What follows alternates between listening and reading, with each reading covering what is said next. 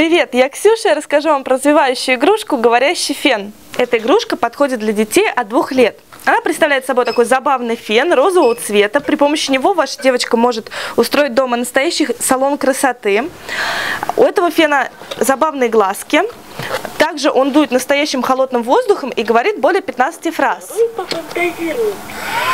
Он начинает дуть. Гладкая ты или кудряшка, ты всегда милашка.